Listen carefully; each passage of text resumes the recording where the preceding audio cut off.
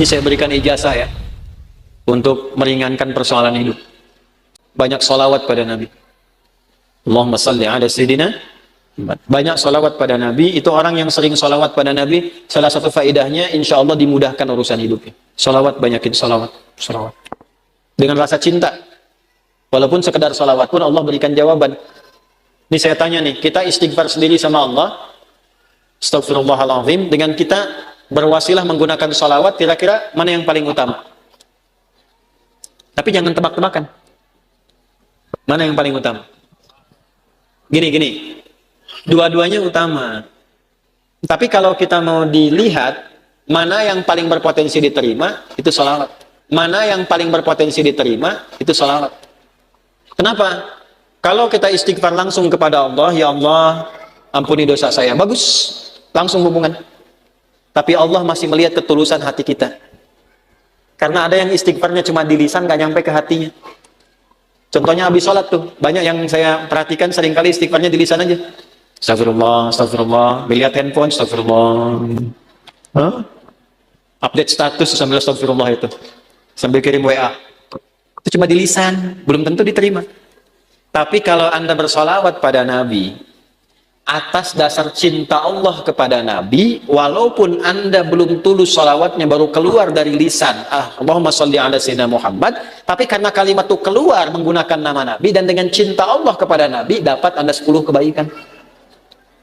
Apa dalilnya? Man shalla alayya salatan wahidatan, sallallahu alaihi asyra salawat.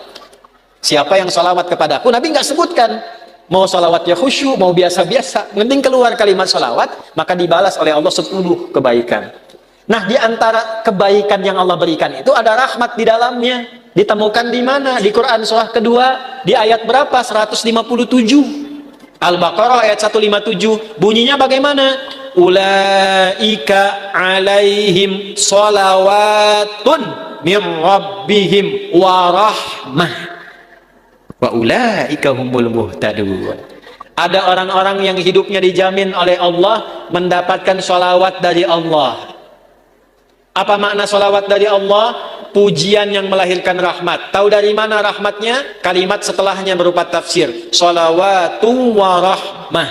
Apa makna rahmat di sini?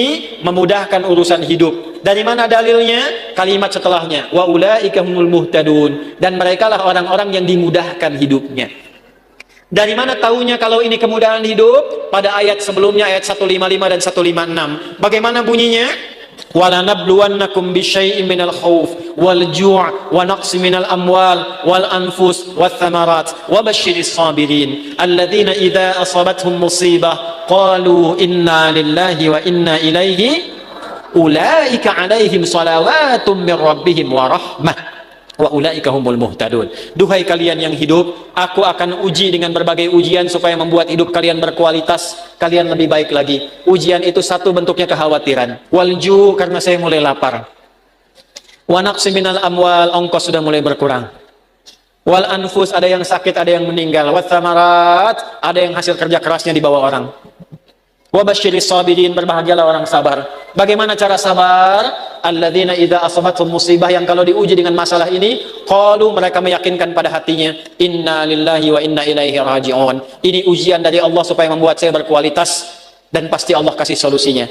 Bagaimana cara mendapatkan solusinya? Kalau orang-orang sudah bersikap begini tawakal pada Allah, maka dia berburu rahmat Allah. Ulaika alaihim salawatum min rabbihim wa rahmah. Orang sabar begini dipuji oleh Allah, diberikan rahmat. Kalau Allah sudah kasih rahmat, maka Allah berikan kemudahan untuk menyelesaikan semua masalah hidupnya.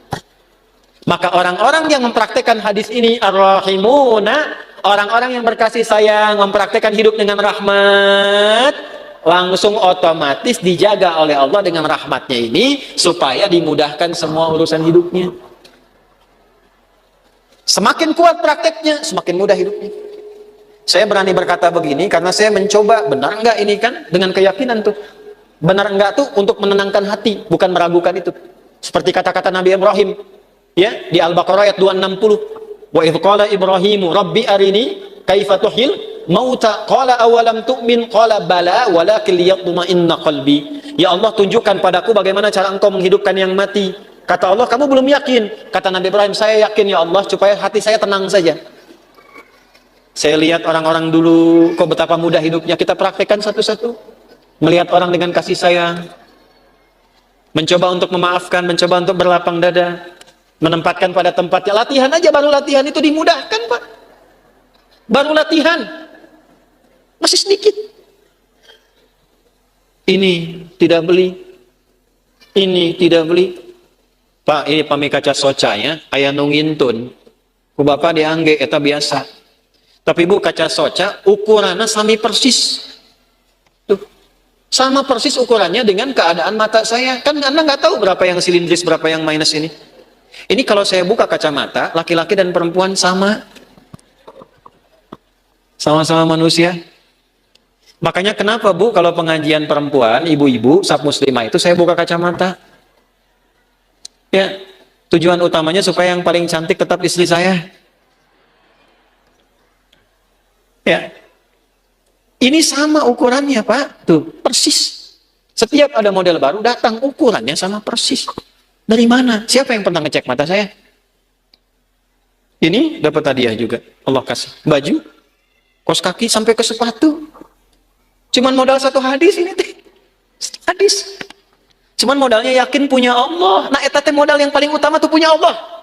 Sekarang banyak orang kekurangan itu. Jadi rasanya kurang merasa punya Allah. Coba tanamkan pada hati, saya punya Allah. Maka Anda tidak akan takut kehilangan jabatan, kalaupun harus jujur. Karena punya Allah. Qulillahumma malikal mulki tu'til mulka man wa tanzi'ul mulka mimman. Karena punya Allah jangan takut kehilangan harta kalau harus sedekah. Karena punya siapa? Allah. Makanya dekati Allahnya. Ittaqillaha haitsuma kunta. Wa atbil hasanata sayyi'atal hasanata tamhuha. Ihfadillah yahfad. Jaga Allah, Allah jaga kita. Jaga Allah itu maksudnya apa? Jaga diri kita tersambung dengan Allah. Dipakai hadisnya, pakai. Praktekkan dalam hidup. Saya bukan ingin nunjukkan ini berhasil, tidak, bukan itu. Kan bicara kalau mengalami itu enak gitu.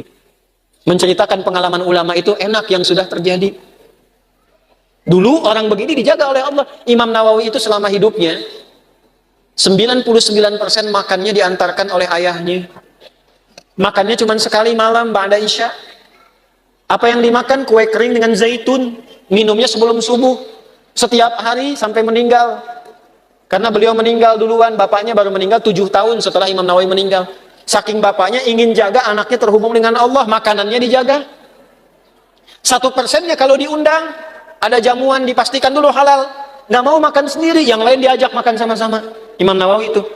Makanya sampai sekarang berkah, kitabnya masih kita jaga dan kita kaji sampai sekarang. Karena apa? Menjaga hubungan dengan Allah. Ya. Nah, itu yang kedua. Kalau kita benar jaga dengan Allah melalui rahmat Allah, praktekkan hadis ini, insya Allah hidup kita pun dijaga, dimudahkan oleh Allah sesuai dengan kadar maslahat dunia akhirat kita.